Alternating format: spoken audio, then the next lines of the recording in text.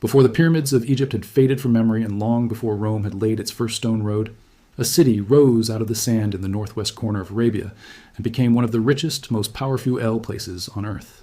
Today, almost nobody has heard its name. But 3,000 years ago, kings ruled from it, caravans converged on it, and the sweetest, most valuable substance in the ancient world passed through its gates on the backs of 10,000 camels a year. This is the story of Dadan, a lost capital buried beneath the sands of what is now Saudi Arabia, and the archaeologists racing to bring it back into the light before its secrets crumble to dust forever. The valley of AlUla does not look, at first glance, like the cradle of an empire. It is a corridor of red and gold sandstone cliffs cutting through one of the harshest deserts on the planet, where daytime temperatures can climb past 50 degrees Celsius and the horizon shimmers with heat for months at a time. And yet, hidden within this brutal landscape is something the ancient world prized above almost anything else: water. A hidden aquifer feeds a long, narrow oasis through the valley floor, and it was this ribbon of green threading through an ocean of stone and dune that made civilization possible here at all. For more than 7,000 years, people have gathered at this oasis, and for a significant stretch of that time, one city dominated it above all others. Its name was Dadan. Ancient scribes in 3 different corners of the world wrote it down. It appears in the pages of the Hebrew Bible, tucked into prophecies and trade lists about a distant desert kingdom. It appears in Babylonian records from the 6th century before our era, when a king far to the north marched his armies deep into Arabia and made this very oasis one of his royal residences. And it appears, most vividly of all, carved directly into the rock by the hands of the people who actually lived here, in a script found nowhere else on earth. Despite all of this, for most of modern history, Dadan sat forgotten, its temples buried under centuries of wind-blown sand, its name known mainly to a handful of specialists poring over ancient texts. Only in recent years has a sustained, large-scale excavation begun to peel back the layers and reveal what kind of place this really was. To understand why Dadan mattered, you first have to understand what it sat on top of. Running down, the western edge of the Arabian Peninsula was one of the great commercial arteries of the ancient world, a route now generally called the Incense Road. It stretched for well over 2,000 kilometers from the fertile mountains of southern Arabia in what is today Yemen and Oman, all the way north to the markets of the Mediterranean and the Fertile Crescent. Along this route traveled a resin found almost nowhere else, frankincense, tapped drop by drop from scraggly trees that grow along the coast of the Arabian Sea, along with its cousin myrrh, and a whole catalog of spices, textiles, and exotic goods. In the temples of Egypt, the courts of Babylon, and eventually the altars of Greece and Rome, frankincense was burned by the ton. It was medicine, perfume, and sacred offering all at once, and there was simply no way to get it from the trees where it grew to the people who wanted it, except by loading it onto camels and walking it, step by step, across one of the most unforgiving landscapes on the planet. That is where Dadan came in. A camel caravan crossing hundreds of kilometers of open desert needs. Somewhere to stop, somewhere with water to drink, food to buy, shade to rest in, and just as importantly, somewhere safe from raiders.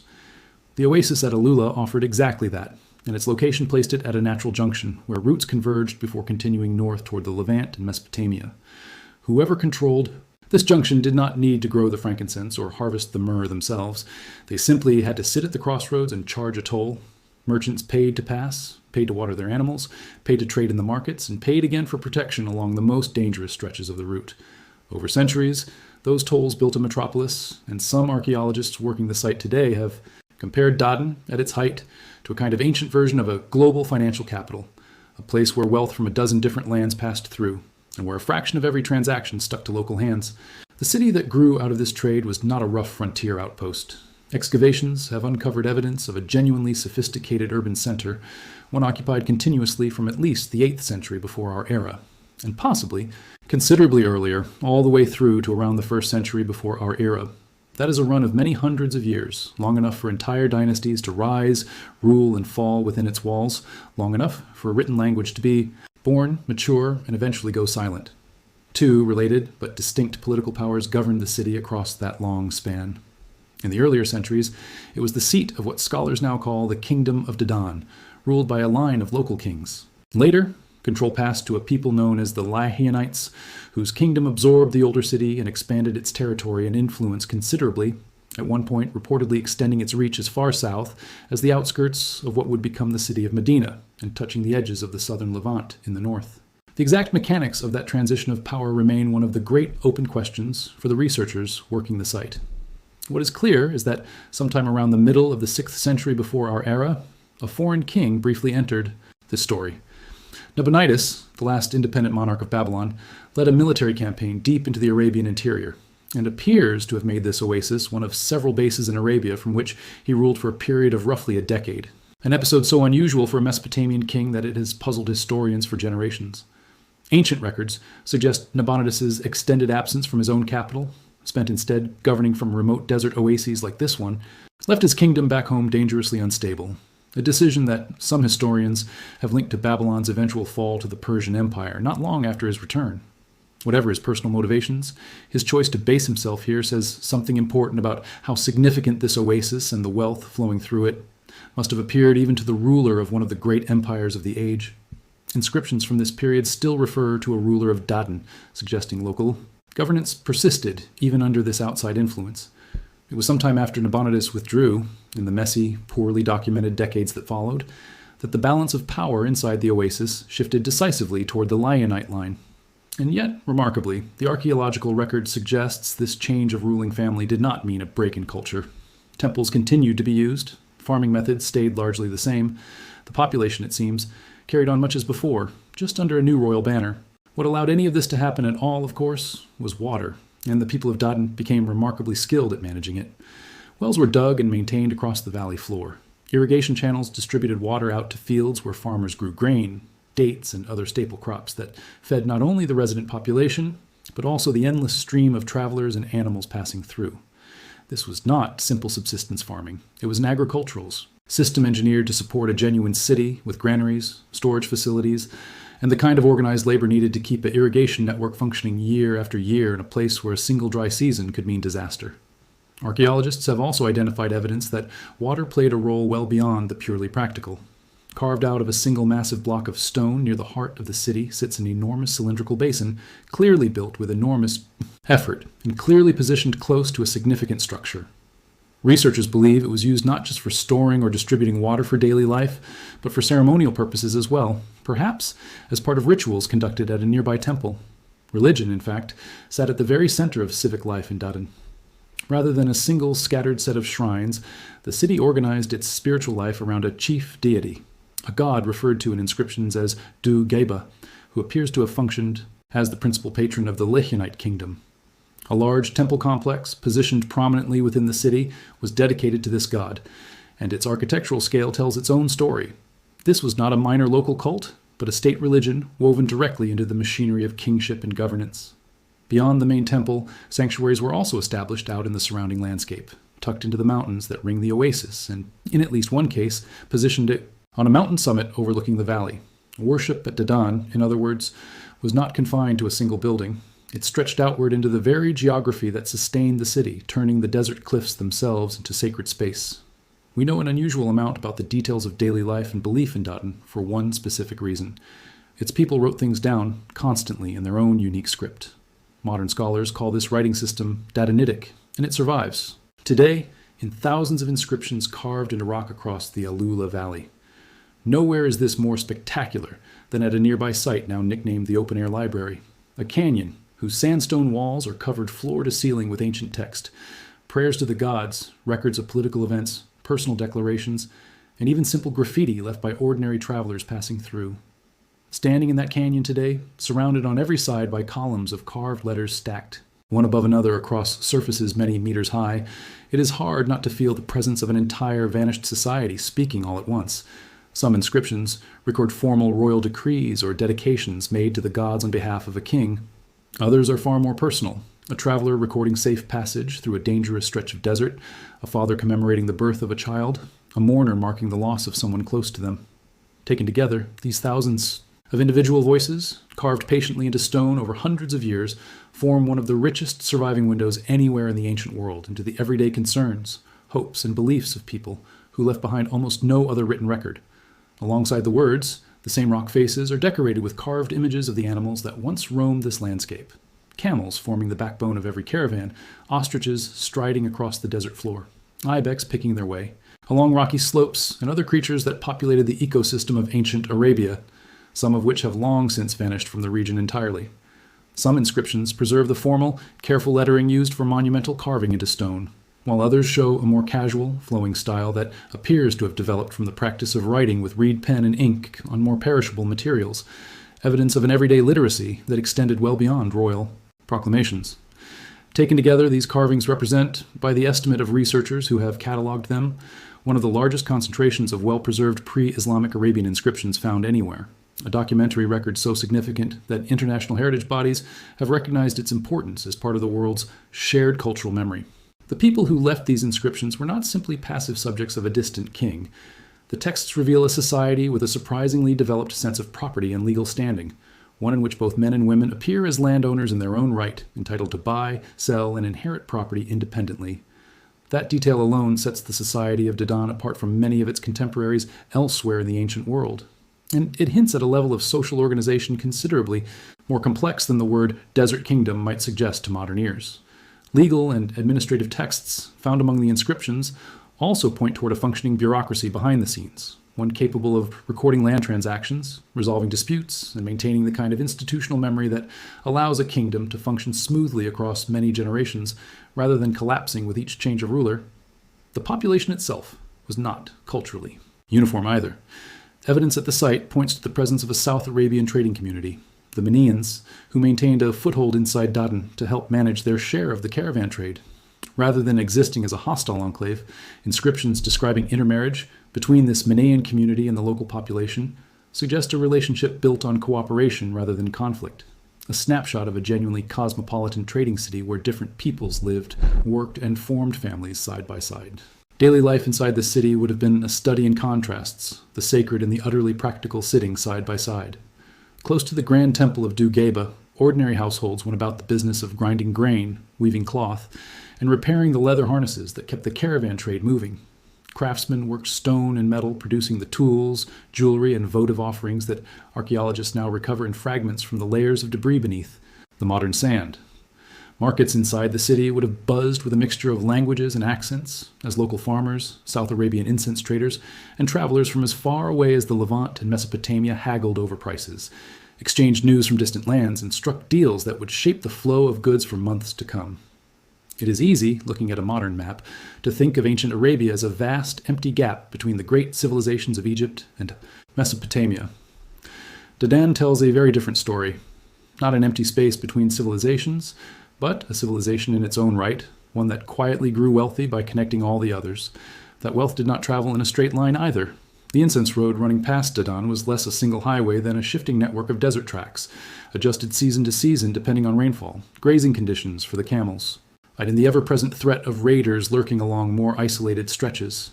Caravans might number in the hundreds of animals, each one loaded not only with frankincense and myrrh, but with a wider cargo of luxury goods moving in both directions. Fine textiles, worked metal, aromatic gums and spices, and occasionally more exotic imports carried up from ports along the Arabian Sea. Every stop at an oasis like Dadan meant more than simply watering the animals. It meant paying local tolls, hiring guides familiar with the next stretch of terrain, replenishing food supplies, and very often waiting, sometimes for days, for a large enough or well-armed enough group to form before pressing onward into the more dangerous sections of the route. All of that waiting, all of that logistics, translated directly into local income, and it is easy to see why a city sitting at exactly the right junction in this network could grow so disproportionately wealthy compared to the harsh landscape surrounding it. That cosmopolitan wealth needed defending, and the rulers of Dadan clearly took the task seriously. Inscriptions found at the site refer explicitly to guardians stationed at the frontiers of the kingdom's territory, a detail that points to an organized system of border security rather than a loosely defended trading post. A kingdom sitting on top of one of the most lucrative trade corridors on the planet made an obvious target for raiders and rival powers alike, and the fact that Dadan endured for centuries suggests its rulers succeeded, more often than not, in projecting enough military and political strength to keep the caravans, and the wealth they carried, flowing safely through their territory. It is in how the people of Dadan treated their dead, however, that their engineering skill and their spiritual world come together most dramatically and most visibly for anyone visiting the site today. Cut directly into the sheer red sandstone cliffs that rim the valley are dozens of tombs, carved with such precision that they remain remarkably well preserved more than 2,000 years later. Some were built to hold a single individual. Others were designed as larger family or communal chambers, capable of holding the remains of many people across multiple generations. The most striking of these are a set now known simply as the Lion Tombs, positioned high on the cliff face and flanked on either side by carved relief sculptures of lions, standing as permanent stone guardians over the entrance. Scholars believe these lion carvings were never purely decorative. In the symbolic language of the ancient Near East, lions frequently represented strength, protection, and divine power, and their placement here suggests the people of Dadan wanted their departed to rest under the eternal watch of these fierce protectors, shielded from harm even in death. Cutting a tomb of this scale into solid rock, 50 meters up a sheer cliff face in some cases, required not just artistic skill, but serious engineering, scaffolding, ropes, careful planning, and a labor force with the time and resources to dedicate to a project that might take months to complete for a single chamber. That the city could support this kind of monumental, non-productive construction on a large scale, alongside its temples, its irrigation systems, and its fortifications, it tells its own story about just how much surplus wealth was flowing through Dadan at its height. This was not a society scraping by at the edge of survival. It was one wealthy enough to spend enormous resources honoring its dead in a way meant to last forever. The choice of location for these tombs was almost certainly deliberate as well. Positioned high on the cliff face, visible from a considerable distance across the valley floor, they would have served as a constant, unmistakable reminder of status and lineage for anyone passing through, whether a local resident going about daily business or a merchant arriving with a caravan from hundreds of kilometers away. In many ancient societies, burial location and burial style functioned as a kind of permanent public statement about a family's wealth and standing, and there is little reason to think Dadan was any different. A modest household might bury its dead more simply, closer to ground level or within smaller, less elaborate chambers, while the grandest tombs, cut deepest into the most prominent stretches of cliff and guarded by carved lions, likely belonged to the ruling elite, the kings, priests, and wealthy merchant families whose fortunes rose and fell with the incense trade. Inside many of these tombs, later visitors and looters have left the chambers largely empty of the grave goods that would once have accompanied the dead. But the architecture itself, the careful shaping of doorways, niches, and burial platforms, still communicates a great deal about how these people understood death, memory, and the afterlife. Some of that wealth and the artistic skill it funded has survived in unexpectedly vivid form. Among the finds recovered from the site is a striking carved statue believed to depict a Lihyanite king, a piece so significant that it now sits on permanent display thousands of kilometers away in one of the great museum collections of Europe. Alongside it, archaeologists have recovered other statues and relics, some less complete, all of them offering fragments of insight into how the rulers of this desert kingdom wished to be remembered, and into the artistic traditions that flourished here alongside the trade in incense and spice. Eventually, like every ancient kingdom, Dadan's centuries of prominence came to an end, though the details of its final chapter remain genuinely uncertain, one of the many open questions that keeps archaeologists returning to this site year after year. Sometime around the turn of the first millennium, control over the incense trade routes running through northwest Arabia shifted decisively toward a new power. The Nabateans, the same people who famously carved the city of Petra out of the rock in what is today Jordan. The Nabateans expanded their reach southward and established a second major center not far from Dadan, at a site now known as Hegra, which would go on to become Saudi Arabia's first UNESCO World Heritage Site. Even so, the record suggests Dadan's story did not end in sudden collapse or violent conquest. There is evidence that a measure of local independence persisted even under this new regional order, with members of the old royal line continuing to hold some authority for a time. One inscription even recording the reign of a local ruler who restored a measure of self-governance to the old Lihyanite line after the initial period of Nabatean dominance. Even the reach of the much larger empires that eventually absorbed the Nabatean kingdom seems to have stopped short of Dadan itself. When Rome annexed Nabatean territory in the early 2nd century of our era, the soldiers escorting the imperial caravans are recorded as having halted a considerable distance short of the old city, a symbolic boundary marking the edge of one world and the beginning of another, an old frontier that had once separated the territory of Lihyan from that of the Nabateans, and that apparently still meant something even generations later. Rather than being erased, Dadan appears to have slowly faded, as trade patterns shifted and the political center of gravity in the region moved elsewhere. Its temples falling silent, its irrigation channels eventually running dry, and its remarkable rock-cut tombs left standing empty above a city gradually swallowed by sand. For close to 2,000 years afterward, Dadan existed mainly as a handful of scattered references in ancient texts, a name attached to a place nobody could precisely locate on a map. Travelers passing through the AlUla Valley and more. Recent centuries would have seen the tombs carved into the cliffs, impossible to miss against the red rock. but the full scale of the buried city beneath them remained essentially unknown. That has changed dramatically in the last several years, as a major, sustained program of archaeological research has been launched across the entire AlUla region, bringing international teams of specialists to the valley with the specific goal of finally understanding what Dadan actually was. What they have found so far has, by the researchers' own account, only scratched the surface. By some estimates, less than 5% of the ancient city has been excavated to date, meaning the vast majority of Dadan, its streets, its houses, its administrative buildings, and quite possibly entire neighborhoods, still lies buried and unexamined beneath the desert floor. Every new excavation season has produced fresh discoveries, newly uncovered sections of the temple, complex additional inscriptions adding detail to the historical record, and finds that push back the timeline of human presence in the valley even further than expected. Elsewhere in the wider AlUla region, researchers have recovered a prehistoric stone tool suggesting that people were present in this landscape more than 200,000 years ago, long before Dadan itself existed. A reminder that this stretch of desert has drawn human beings back to its water again and again across an almost unimaginable span of time. Modern excavation is slow, careful, methodical work, nothing like the treasure hunting of old adventure stories. Teams work in painstaking layers, cataloging every fragment of pottery, every scrap of inscribed stone, every shift in the color and texture of the soil, because each of these details helps build a more accurate picture of how the city grew, how it was governed, and how it eventually declined. Ground-penetrating survey techniques allow researchers to map structures still hidden beneath the sand before a single shovel breaks the surface, letting them plan excavations with far greater precision than earlier generations of archaeologists ever could. Specialists in ancient languages work alongside the excavators, translating newly uncovered inscriptions almost as fast as they emerge from the ground, piecing together a chronology of the kingdom's kings and events that remains, even now, frustratingly incomplete in places. The work is also, by necessity, international and collaborative.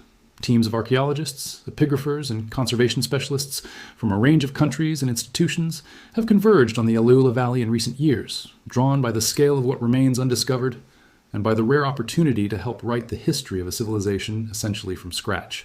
Conservation experts work alongside the diggers, stabilizing fragile rock-cut tombs and inscriptions against the same wind and sand erosion that buried them in the first place, aware that every structure they expose to open air also becomes newly vulnerable to the elements. Local Saudi researchers and institutions have played a central role in this effort as well, treating the excavation not simply as a scientific exercise, but as an act of reclaiming a chapter of national and regional history that had been left largely untold for generations. The broader push to document and protect AlUla's heritage sites has also become a cornerstone of Saudi Arabia's wider push to open the region to travelers and researchers alike, part of a long-term vision to transform the valley from a little-known desert outpost into one of the most significant archaeological destinations anywhere in the world. What makes this ongoing work feel especially urgent is a simple, sobering fact. This landscape does not preserve itself indefinitely. Wind, sand, and the slow creep of erosion have already claimed countless structures across the ancient. Near East, in every excavation season is, in a sense, a race between discovery and decay.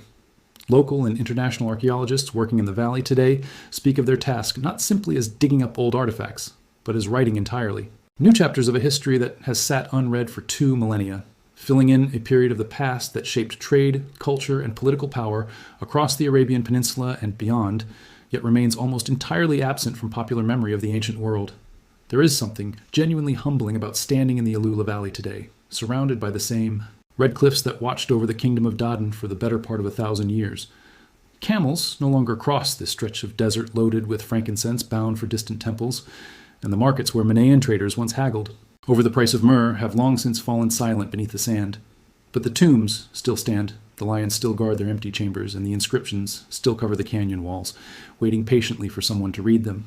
What emerges from beneath the sand here is not simply a collection of ruins. It is proof that this desert, so often imagined as empty, has in truth hosted layer upon layer of human ambition, ingenuity, and belief, stretching back far deeper into time than most people ever imagined. Every excavation season adds new names, new dates, and new fragments to a story that had, until recently, been told only in scattered footnotes and half-forgotten references. A newly uncovered inscription might reveal the name of a previously unknown king. A shift in the soil beneath a trench might expose the outline of a building nobody knew existed, and with less than a fraction of the ancient city yet exposed to daylight, the scale of what still lies waiting underground is difficult even for the specialists working the site to fully estimate. somewhere beneath the modern surface of the valley are almost certainly more temples, more houses, more workshops, and more voices carved into stone, still sealed away exactly as they were left when the last residents of Dadan finally moved on. For the archaeologists spending their careers in this valley, that uncertainty is not a source of frustration, but of purpose. Each trench they open is a small act of restoration, returning a fragment of memory to a civilization that shaped trade, culture, and political power across the ancient Near East for the better part of a millennium, yet came astonishingly close to being forgotten altogether. And as archaeologists continue their careful work across the valley in the years ahead, the full story of Dadan, one of the ancient world's great forgotten capitals, is only just beginning to come back into the light.